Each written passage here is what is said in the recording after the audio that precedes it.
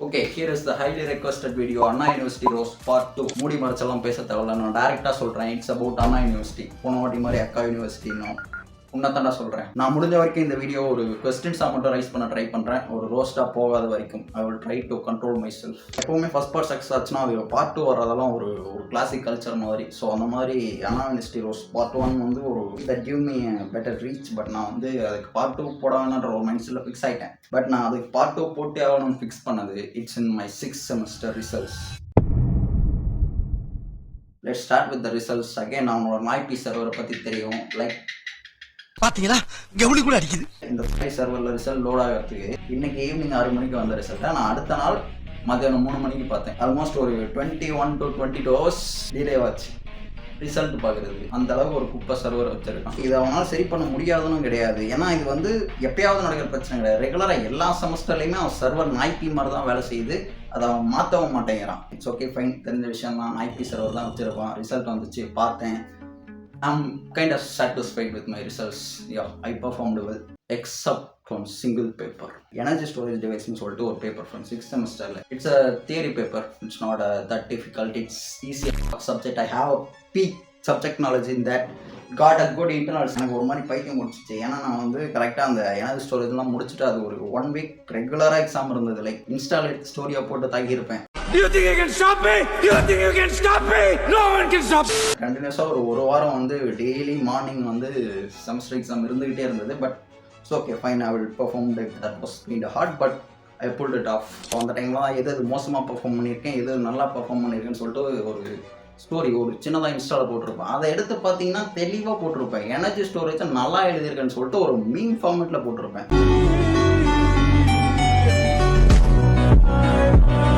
So the point is, நான் நல்லா எழுதின பேப்பரில் எனக்கு சூத்தடிச்சிருக்கேன். அதுக்கு அப்படியே கீழே பார்த்தீங்கன்னா நல்லா எழுதாத பேப்பர்னு ஒரு 4-5 பேப்பர் போட்டிருப்பேன். அதிலெல்லாம் அண்ணன் ஓரளவுக்கு தேறிட்டேன். Okay, I did it. நான் அதெல்லாம் வந்து ஓகே சக்சீடட். லார்ட் பிஸ்தா perform better. What the fuck about the energy storage? Okay, I have a good internals. மற்ற சப்ஜெக்ட்ஸ்லாம் ஓரளவுக்கு தாண்டிடுச்சு. I decided to make a re-evaluation. Yes, நான் அதான் ஃபஸ்ட் டைம் வந்து இவங்கிட்ட ரீவேல்யூஷன் போடுறேன். So I apply for photocopy. மொத்தம் 4 சப்ஜெக்ட்ஸ்க்கு photo copy போட்டிருந்தேன். ஒரு பேப்பருக்கு 300 ரூபா, 4 3s are 12, 4 பேப்பர் 1200 ரூபா கொடுத்தாச்சு. கொஞ்ச நாள் கழிச்சு ஃபோட்டோ காப்பியும் வந்துச்சு. நான் அதை எடுத்து பார்த்ததுக்கப்புறம் தெரிஞ்சிச்சு, ஓகே அதில் வந்து 2 பேப்பர் சுத்தமாக தேராது, 1 தேர சான்ஸ் இருக்குது. ஸோ இன்னொன்று கண்டிப்பாக தேறிடும் அப்படின்ற ஒரு மைண்ட் செட் எனக்கு இருந்தது. தேராது சொன்னது 2த்தையும் அப்படி ஓரம் கட்டிட்டு இது 2த்தையும் எடுத்துகிட்டு போய் ஃபேக்கல்டிஸ் கிட்ட காட்டினேன். அதில் ஹீட் அண்ட் மாஸ் ட்ரான்ஸ்ஃபர் நான் காட்டும் போது it's okay, it's my fault. நான் வந்து ஃபைனல் ஆன்சர்ஸ் மட்டும் மிஸ்டேக் பண்ணிட்டு மற்றதெல்லாம் பிடிங்க தள்ளிட்டாங்க. லாட் பிஸ்தா எல்லாம் கரெக்டாக தான் போட்டிருக்கேன். எங்கேயாவது ஒரு சில இடங்களில் மட்டும் லூசு புத்திய மாதிரி தப்பாக போட்டிருக்கேன். ஸோ அதனால் வந்து கொஞ்சம் அடி வாங்கிடுச்சு. Okay fine. அதில் எனக்கு 17 போட்டிருந்தான். பட் என் ஃபேக்கல்ட்டி அதை கரெக்ஷன் பண்ணி ஒரு 38 வரைக்கும் எடுத்துகிட்டு வந்தார். எஸ், அந்த எனக்கு 17 தான் போட்டார். என் ஃபேக்கல்ட்டி எனக்கு 38 வரைக்கும் எடுத்துகிட்டு வந்தார். எடுத்துகிட்டு வந்துட்டு கைவிட்டார். Let's come to energy storage. அது ஃபோட்டோ காப்பி போட்டு ஐ வாஸ் சர்ப்ரைஸ்ட். அந்த 38 மார்க் தான் போடுறேன். It's okay, photocopy photo revaluation அதுக்காக போடுவோன்னு சொல்லிட்டு எடுத்துகிட்டு போய் ஃபேக்கல்ட்டி கிட்ட காட்டும் போது அவரும் பார்த்துட்டு இன்டர்னல்லாம் செக் பண்ணிட்டு ஓகே நல்லா தான் எழுதியிருக்கேன் அப்படின்னு சொல்லிட்டு ஒரு 4 பேப்பர் திருப்பி பார்க்குறாரு. பார்த்தா உள்ள ஒரு 4-5 பேப்பரை காணும். நானும் பார்க்கல. நான் ஒரு மழை மட்டும் அதை கூட பார்க்கல.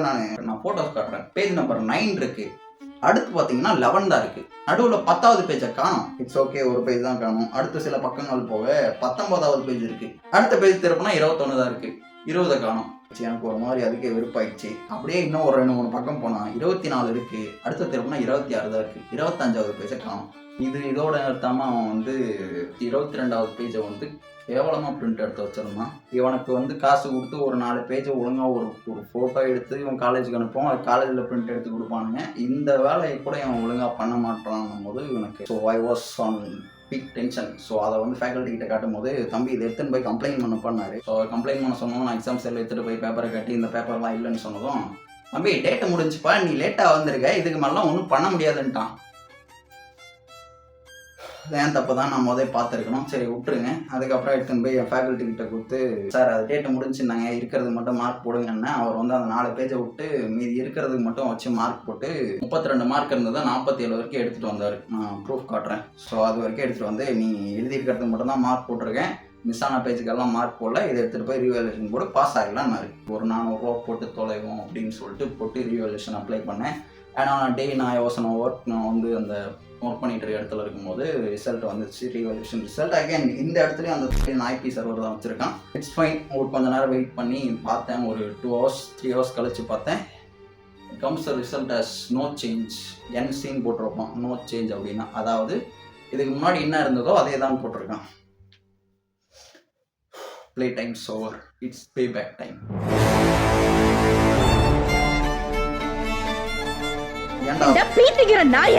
விருந்தாளிக்கு பிறந்த கஷ்டமாலும் அந்த சப்ஜெக்ட் எடுத்த ஃபேக்கல்ட்டியே என் பேப்பரை வாங்கி பார்த்துட்டு கரெக்ஷன் பண்ணி நீ தேர்வை பார்த்து தம்பி மார்க் போடுறான்னாரு.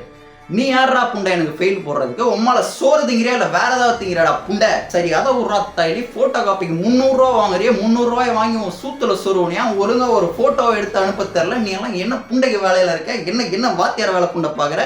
இல்லை என்ன அண்ணா யூனிவர்சிட்டி புண்டை யூனிவர்சிட்டி வச்சுக்கிட்டு இருக்கீங்க தாய்லிங்களா? நான் உட்காந்து ராத்திரி ஃபுல்லாக வேலை செஞ்சுட்டு உட்காந்து காசு எடுத்துட்டு வந்து சரி ரீவேல்யூஷன் போட்டு தொலைவேன்னு போட்டு 700 ரூபா ஒரே ஒரு சப்ஜெக்ட்க்கு. ஒரு சப்ஜெக்ட் 700 ரூபா, எக்ஸாம் ஃபீஸ் 150. 700 ரூபா வாங்கிட்டு ரீவேல்யூஷன்ல நீ எனக்கு என் சப்ஜெக்ட் ஃபேக்கல்ட்டி எனக்கு பாஸ் போடும்போது நீ யாரா புண்டை எனக்கு ஃபெயில் போடுறதுக்கு? இந்த வாட்டி எனக்கு மட்டும் இல்லை, நான் யூடியூப்ல ஒரு கம்யூனிட்டி போஸ்ட் ஒன்று பார்த்தேன். புல்லட் வந்து ஒரு சேனல்ல ரீவேல்யூஷன் போட்டு அப்ளை பண்ண 3/4 பேருக்கு ஃபெயில் போட்டிருக்கான். நோ சேஞ்ச் அதே தான் போட்டிருக்கான்.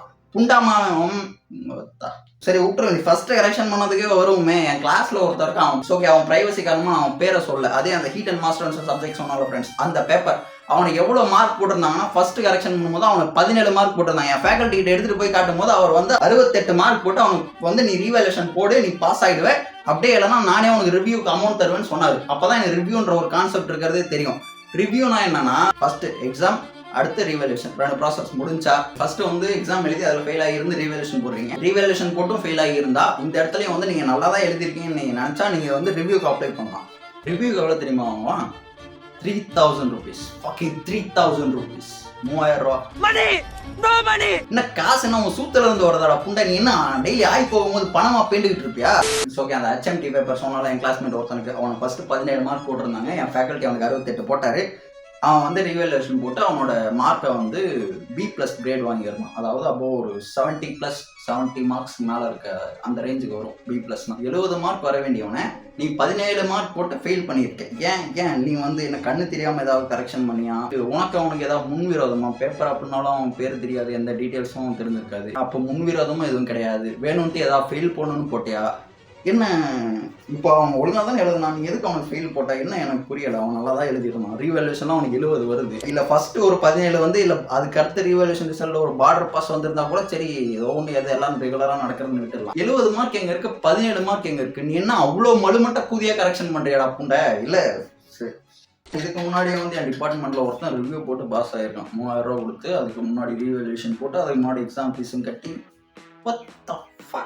அடுத்து இன்னொரு ஒரு எக்ஸாம்பிளுக்கு வருவோம். ஏதாவது ஒரு வீடியோ கேமராமேனாக இருந்தாங்க. மைக் வீடியோ ஒன்று அன்பாக்ஸ் பண்ணியிருப்பேன் ஃப்ரெண்ட்ஸ். ரொம்ப நாள் முன்னாடி அந்த ஒரு பாலடைஞ்ச பங்களா இருக்க பேக்ரவுண்டில் இருக்கும்போது ஒரு மைக் வீடியோ போட்டிருப்பேன். அந்த வீடியோவில் பார்த்தீங்கன்னா ஒருத்தன் கேமராமேன் இருந்திருப்பான். அவன் வந்து நல்லா ஆள் ஒரு 4 அடி இருப்பான்னு வச்சுக்கோங்களேன். பாடி ஷேம் பண்ணுறேன்னு நினைக்காதீங்க. He deserve that. அவன் வந்து 5 பேப்பர் ஃபோட்டோ காப்பி போட்டிருந்தான். ஸோ இதில் வந்து ரீவேல்யூஷன் செலக்ட் ஆனது 3 பேப்பர்ஸ். ஆப்ரேஷனல் ரிசர்ச், நான் traditional machining process, energy storage devices. Faculty smart போட்டு தம்பி நீ பாஸ் ஆகிடுவே ரீவேல்யூஷன் போடுன்னு சொல்லியிருக்காங்க. இவனும் எடுத்துகிட்டு போய் ரீவேல்யூஷன் போட்டிருக்கான். சரி போட்டு அவன் பாஸ் ஆகணும்ல, எதுலையுமே பாஸ் ஆகல. 3 பேப்பர்லையுமே இவனுக்கு சூத்தடிச்சிருக்காங்க. மொத்தம் அவனும் ஒரு 2000 ரூபாய்க்கு மேலே ரீவேல்யூஷன் போட்டு ஒரு மாற்றமும் இல்லாமல் நோ சேஞ்ச் என்றே வந்திருக்கிறது. இப்போ என் கேள்வி என்னன்னா அதான் சப்ஜெக்ட் எடுத்திருக்காங்க, ஃபேக்கல்ட்டி எடுத்திருக்காங்க. அவங்க வந்து பேப்பரை பார்த்துட்டு ஓகே நீ நல்லா தான் எழுதியிருக்க உனக்கு மார்க் போடணும் அவங்க போடுறாங்க. நீ யாரா புண்டா ஃபெயில் போடுறதுக்கு? நான் அதானே கேட்குறேன். உனக்கு என்ன தகுதி புண்டா இருக்குது ஃபெயில் போடுறதுக்கு? ஒரு ஃபோட்டோ காப்பியில் பேப்பரை ஒழுங்காக எடுத்து ஜாக்ஸ் எடுத்து தெரில, அதுக்கு கம்ப்ளைண்ட் பண்ணால் அதுக்கு டேட் முடியுதுன்றான். யாரா நீங்களாம்? உண்மையில எனக்கு 7th செமஸ்டர் போயிட்டு இருக்கு. இதுக்கு வந்து எனக்கு எக்ஸாம் ஃபீஸ் எவ்வளோ போட்டிருக்காங்கன்னா 2400. மொத்தம் எத்தனை பேப்பர்? கரண்ட்டில் ஒரு 9, பழசு ஒரு 6. ஓகே எல்லாத்தையும் சேர்த்துனீங்கன்னா மொத்தம் ஒரு 15. ஒரு பேப்பருக்கு வந்து 150. அப்போ 15 × 150 போட்டிங்கன்னா 2250 ரூபா வரணும். இவன் எனக்கு எக்ஸாம் ஃபீஸ் 2400 போட்டிருக்கான். எக்ஸ்ட்ரா ஒரு 150. இது எதுக்குன்னே தெரியாது. சத்தியமாக இப்போ வரைக்கும் எனக்கு தெரியாது. எதுக்கு 150 ரூபா எக்ஸ்ட்ரா போடுற? என்ன காரணம்? ஒரு பேப்பர் 150 ரூபா தான். எதுக்கு நீ எதுக்கு எக்ஸ்ட்ரா ஒரு 150 ரூபா போடுற? என்ன வேணும் உனக்கு? என்ன அந்த 150 ரூபா எடுத்து வாய் வழியாக விட்டு சூத்து வழியாக எடுக்க போறீங்களா? சரி அந்த கருமத்தை விட்டு தொலை. அதே அந்த கரண்ட்ல ஒரு 9ன்னு சொன்னால. ஸோ அந்த 9 பேப்பர் அதில் வந்து சம்மர் இன்டர்ன்ஷிப்னு ஒன்று போட்டிருப்பான். நான் காட்டுறேன். சம்மர் இன்டர்ன்ஷிப்னு போட்டு அதுக்கு ஒரு 150. ஒத்தா சம்மர் இன்டர்ன்ஷிப்க்கு நான் 5000 ரூபா செலவு பண்ணி என்எல்சி போயிட்டு வந்தேன். அதுவும் பத்தாம நீ எக்ஸ்ட்ரா ஒரு ஒரு ஒரு 150 ரூபாய் வாங்குற. சோறும் திங்கிறியா இல்ல பியல் திங்கிற பேப்புண்டமாவனே. உனக்கு மண்டையில மூளை இருக்கா? டெய்லி இல்லை ஆய் போகும்போது மூளை அது வழியா போயிடுதாடா உனக்கு. நம்மால ஒரு சில பேப்பர்ஸ்க்கு வந்து ஆன்சர்ஸ் வந்து இவன் வந்து அப்படியே ஸ்கூல் பசங்க மாதிரி மனப்பாட படம் எடுத்தோம்ல, ஸ்கூல் ஃப்ரெண்ட்ஸ் மெமரி போயம் மனப்பாடப்படல் அந்த மாதிரி எழுதணும்னு நினைக்கிறேன். இந்த என்விரான்மெண்டல் சயின்ஸ் பேப்பர் சொல்லியிருந்தால அது, அப்புறம் ஹியூமன் வேல்யூஸ், இந்த மாதிரி பேப்பர்ஸ்லாம் வந்து அந்த தாயில் எதிர்பார்க்கறது என்னன்னா, தம்பி நீ புக்கில் இருக்க மாதிரி எழுதணும். ப்ராடக்ட் லைஃப் சைக்கிள் இந்த மாதிரி பேப்பர்ஸ்லாம். ஏன்னா ப்ராடக்ட் லைஃப் சைக்கிள் கண்ட வேண்டி கிடச்சி வச்சுருக்கேன். It's easy as fuck subject friends. Theory paper easy as fuck. அதான் போன வீடியோலையுமே கேட்டிருப்பேன். என்விரான்மெண்டல் சயின்ஸ் எல்லாம் ஒரு பேப்பரா? You just need a subject knowledge. அந்த இடத்துல வந்து நீங்கள் வந்து புக்கில் இருக்க மாதிரி எழுதணும். எஜுகேஷன் சிஸ்டம் என்னடா மனப்பாடம் பண்ணி எழுதிக்கிட்டு இருக்கு. சப்ஜெக்ட் நாலேஜை தாண்டி மனப்பாடம் பண்ணி எழுதுறதும் ஒரு மேட்டர் போல புண்டா. அதுக்கு தனியாக மெமரி போயம்னு ஏதாவது 4 புக் கொடுத்துட்டு படிச்சு எழுத சொல்ல வேண்டியது தானடா. ஒருத்தன் HMT பேப்பர் சொன்னால அந்த 17லேருந்து B+ கிரேட் போனது, அவனை வந்து எடுத்துக்கோங்களேன். சப்போஸ் அவன்கிட்ட காசு இல்லை ரீவேல்யூஷன் போடுறதுக்கு, என்ன பண்ணியிருப்பான்? அடுத்த டைம் எழுதுனா அவன் 150 ரூபா தான். இதே ரீவேல்யூஷன் போட்டானா 700 ரூபா. அவன் ரீவேல்யூஷன் போட காசு இல்லாமல் எக்ஸாம் வந்து அடுத்த டைம் எழுதலான்னு சொல்லிட்டு எக்ஸாம் ஃபீஸ் மட்டும் ஒரு 150 ரூபா சேர்த்து கட்டி எழுதுறான்னு வச்சுக்கோங்க. இப்போ வந்து அவனுக்கு வந்து ஹிஸ்ட்ரி ஆஃப் அரியர்ஸ்னு சொல்லிட்டு ஒன்று கவுண்ட்ல வந்துச்சு. இப்போ அவனால் ஹானர்ஸ் டிகிரி வாங்க முடியாது, மைனர் டிகிரியும் போயிருக்கான் அவனுக்கு. நீ ஒரு லூசு புதியா இருந்து நீ ஒரு மலுமட்டத்தனமா கரெக்ஷன் பண்றதால, அவங்ககிட்டையும் காசு இல்லாததால இந்த இடத்துல அவனோட லைஃப் பாதிக்கப்படுது. அதோடு நிறுத்துறது இல்லை. இப்போ வேலைக்கு எங்கேயா போறான்னு வைக்கலாம், ஹிஸ்ட்ரி ஆஃப் அரியர்ஸ் இருந்தாலே ஒரு சில பேர் பிளேஸ்மெண்ட் இருக்க மாட்டாங்க. நிறைய பெரிய பெரிய கம்பெனிஸ் பிளேஸ்மெண்ட் வரும்போது மேஜரா வைக்கிறது CGPA ஓகே 7.8 மேல இருக்கணும், இல்லை 9 மேல இருக்கணும்னு சொல்றாங்க. அதே மாதிரி ஹிஸ்ட்ரி ஆஃப் அரியர்ஸ் இருக்கக்கூடாது, கரண்ட் அரியர்ஸ் இருக்கக்கூடாது, இந்த மாதிரிலாம் சொல்லிட்டு இருக்கும்போது நீ ஒரு எச்சத்தனமான ஒரு வேலை அவன் கரெக்டாக எழுதிருந்து நீ வேணும்ட்டே அவனுக்கு ஃபெயில் போகிறதால அவன் லைஃப் கம்ப்ளீட்டாக அஃபெக்ட் ஆகுது. டிராகன் படம் இருக்குல்ல ஃப்ரெண்ட்ஸ், அதை பார்த்துருந்தீங்கன்னா தெரிஞ்சிருக்கும். கூகுளில் ஏதோ ஒரு இடத்துல வேலை கிடைக்கும் போது அந்த பையனுக்கு வந்து ஹிஸ்ட்ரி ஆஃப் அரியர்ஸ் இருக்குன்னு சொல்லிட்டு அவனை எடுக்க மாட்டான். அவ்வளோதான், அவன் லைஃப் போயிடுச்சு. நீ நீ நீ பண்ணுற ஒரு ஒரு ஒரு ஒரு எச்சத்தனமான வேலையால் அவனோட லைஃப் அஃபெக்ட் ஆகுது. இதோட நிற்காம ஆன்லைனில் ஒரு சில ப்ரூஃப் எல்லாம் இருக்குது. ஒரு 6 வருஷத்துக்கு முன்னாடி ஒரு யூடியூப் வீடியோ வந்திருக்கு. அதை எடுத்து பார்த்தீங்கன்னா ஃப்ரண்ட் பேஜ் இருக்குல்ல, முன்னாடி டோட்டல் கரெக்ஷன் பண்ணி போடுவாங்க. ஒரு மலுமட்ட குதி ஃப்ரண்ட் பேஜில் டோட்டல் மிஸ்டேக் பண்ணி வச்சிருக்கு. நீ ஒரு வாத்தியார் புண்ட 6 வருஷத்துக்கு முன்னாடி. இது என்னோட ஃப்ரெண்டு பேப்பர் மொத்தம் என் கிளாஸில் மட்டுமே சிம்மில் மட்டுமே ஒரு 30-40 பேர் ஃபீல் பண்ணியிருக்காங்க. அதில் ஒரு என் ஃப்ரெண்டோட பேப்பர் அவன் வந்து 180 கட் ஆஃப், எல்லா ஸ்டூடெண்ட் ஆல் கிளியர் ஸ்டூடெண்ட் அவன். பட் ஆனால் இந்த பேப்பர் எடுத்துன ஸ்டாஃபோட கெப்பாசிட்டியை பாருங்க, டோட்டல் வந்து 31 வருது. பட் ஆனால் 24 தான் போட்டிருக்காரு. ஆனால் இவரெல்லாம் பேப்பர் எடுத்து விட்டா இந்த மாதிரி 180 கட் ஆஃப் நல்லா படிக்கிற பசங்க கூட எப்படி பாஸ் ஆக முடியாது. இது மாதிரி அனாவசிய கேவலமான வாதியங்கள் எல்லாம் எடுக்கணும்.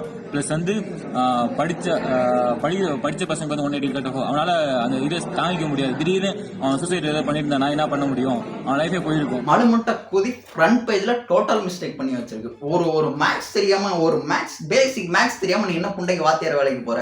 நீ என்ன புண்டைக்கு அந்த இடத்துல உட்காந்துருக்க? இல்லை அவ்வளோ ஒரு மலுமட்ட குதியான வாத்தியாரா நீ? இல்லை ஏதாவது எக்ஸாம் ஏதாவது வைக்க அவன் காசு கொடுத்து ஏதாவது போய் அந்த இடத்துல உட்காந்தியா? ஏதாவது 8வது எதுவும் பாஸ் பண்ணிட்டு ஒரு யூடியூப் வீடியோவில் முன்னாடி அந்த ரிசல்ட் வரும்ல ஃப்ரெண்ட்ஸ், அந்த ரிசல்ட்டில் பார்த்தீங்கன்னா ஆரியன் இருக்கும், அதாவது ஃபெயில் ஆரியன் இருந்தா. ஸோ அந்த மாதிரி ரிசல்ட் பேஜில் இருக்கு. பட் அவன் ரீவேல்யூஷன் விட்டு பேப்பரை வாங்கி பார்க்குறான், அதில் 50 மார்க் இருக்கு. 45 எடுத்தா பாஸ், அவன் 50 இருக்கு, அவன் பாஸ் ஆகிட்டான். ரிசல்ட் வரும்போது மட்டும் ஃபெயில்னு வந்துருக்கு. நார்மலாக ஒரு ரிசல்ட் வந்திருக்கு. அந்த ரிசல்ட்டில் பார்த்தீங்க அப்படின்னா ஆரியர் அப்படிங்கிற மாதிரி இருக்குது, ஆரியன் போட்டிருக்கு. அதை ஃபோட்டோ காப்பிங் செக் பண்ணுறப்போ பார்த்தீங்க அப்படின்னா அதில் வந்து 50 மார்க் வந்திருக்கு. ஸோ 50 மார்க் அப்படிங்கிறது பாஸ் மார்க் தான், ஆனால் வந்து ரிசல்ட்டில் பார்க்குறப்போ ஆரிய அப்படிங்கிற மாதிரி இருக்குது. ஒரு ரீல்ஸ் வீடியோ பார்த்தேன், எனக்கு சேனலில் இந்த ஐடி பேர் தரல, இன்ஸ்டா ஐடி பேர் தரல, நான் போடுறேன் ஃப்ரெண்ட்ஸ். இதில் பாருங்க அந்த பையன் எவ்வளோ நீட்டாக வந்துட்டு எவ்வளோ தெளிவாக ஆன்சர்ஸ்லாம் எழுதியிருக்கான். ஆனாலும் கூட அவனை ஃபெயில் ஆக்கி வச்சிருக்கானுங்க. இவன் எழுதுனதுக்கு கிட்டத்தட்ட 50 மார்க்ஸுக்கு மேலே நியாயமாக போட்டிருந்துருக்கணும், அவன் பாஸ் ஆகியிருந்திருக்கணும் நல்ல பர்சன்டேஜில். ஆனால் அந்த சப்ஜெக்டில் இவனை ஃபெயில் ஆக்கி விட்டுருக்கானுங்க. 9 மார்க் தான் இவனுக்கு போட்டிருக்காங்க. ஒரு யூடியூப் வீடியோ ரீசெண்டாக வந்துருந்தது, அதுலேயும் அருமையாக எழுதியிருக்கான். அவனுக்கு ஃபெயில் போட்டிருக்காங்க. யாரெல்லாம் நீங்கள்? நான் தகுதி புண்டை இல்லாத வாத்தியாரெலாம் எத்தனை போய் அங்கே உட்கார வச்சுட்டு எவப்போட ஊம்புறது அங்கே போனீங்க நீங்கள்? அண்ணா யூனிவர்சிட்டியில் பேப்பர் வேல்யூஷன் எப்படின்னு பாருங்கள். 30 மார்க் தான் போட்டிருக்காங்க பையன். ஆனால் எழுதிருக்கெல்லாம் பாருங்கள், ஃபுல்லாக டிரான்ஸ்மிஷன் வாங்கினாண்டு எழுதியிருக்கான். திருச்சியில் ஸ்டாஃப் புண்டை சரியில்லை. மறுபடியும் பண்ணால 47. ஒரு கம்பெனிலேருந்து நான் பேரை ஃபுல்லாக சொல்ல, காக்கு நிஷாந்த் அப்படின்னு வச்சுக்கோங்களேன். அந்த கம்பெனியில் வந்து அவங்களுக்கு வந்து பிளேஸ்மெண்ட் ட்ரைனிங்காக 6th செமஸ்டர் டைமில் வந்து வந்திருந்தாங்க. அவங்களுக்கு ஒதுக்கியிருந்த டைம் பார்த்தீங்கன்னா சாட்டர்டேஸ், வாரம் வாரம் சண்டே வருது இல்லை.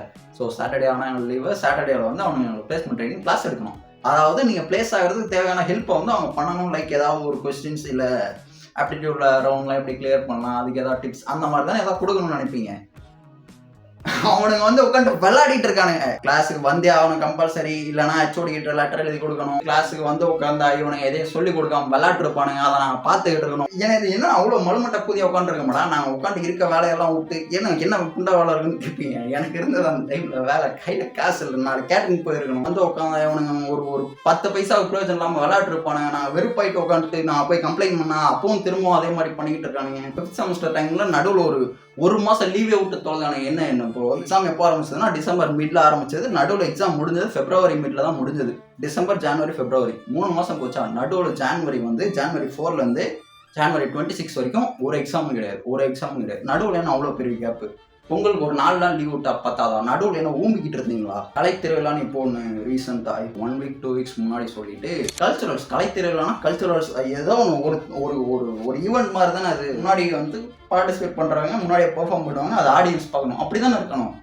இவனுங்க பண்ணுறது எப்படி இருக்குன்னா, கல்ச்சுரல்ஸ்ன்னு சொல்கிற பேரில் செமினார் ஹாலில் உட்காந்து பின்னாடி 4 ஃபேக்கல்ட்டிஸ் உட்காந்துட்டு இருப்பாங்க. பெர்ஃபார்ம் பண்ணுறவங்க அந்த 4 பேருக்கு முன்னாடி பெர்ஃபார்ம் பண்ணிட்டு அவனுக்கு மார்க் போடுவாங்க, அவ்வளோதான். கலைத்திருவிழா, what the fuck with that? கலைத்திருவிழா 4 ஃபேக்கல்டிஸ்க்கா? அவனே சொல்ல முடியாது. ஏன்னா எங்களுக்கு கிளாஸ் வச்சா அவங்க சிலபஸ் நிறைய பேர் முடிக்காமல் இருக்காங்க. இவனுக்கு பாட்டு திடீர்னு கலைத்திருவிழான்ட்டு அதுக்கு அவன் டைம் ஒதுக்குறது. எல்லா ஃபேக்கல்ட்டிஸுமே மோசம் கிடையாது friends. I still know lot of good faculties in our college. நிறைய நல்லவங்களும் இருக்காங்க. அதே மாதிரி இந்த அண்ணா யூனிவர்சிட்டியில் ஃப்ரண்ட் பேஜில் டோட்டல் மிஸ்டேக் பண்ணானே, அந்த மாதிரி லூச கூதிகளும் சில பேர் இருக்க தான் செய்கிறாங்க. அதுக்கு ஓகே, என்ன பண்ணுறது எனக்கு புரியல. ஓகே ஃப்ரெண்ட்ஸ், எனக்கு இன்னும் நிறைய வேலைகள் பெண்டிங் இருக்குது. நான் அதெல்லாம் முடிச்சுட்டு இந்த வீடியோவை இன்னும் ஒரு 2-3 வாரங்களில் போஸ்ட் பண்ணிட்டு அதுக்கப்புறம் இன்னொரு ஒரு மிகப்பெரிய சர்ப்ரைஸ் ஃப்ரம் அவர் நண்பர். அவர் பேர் சொல்ல வேணாம், அவரோட ப்ரைவசி. ஸோ அவர் ஒரு கிஃப்ட் அனுப்புனா அதை வந்து நம்ம பிரித்து அதை வந்து என்ஜாய் பண்ண போகிறோம். Let me see you in the next video. Have fun guys. Peace.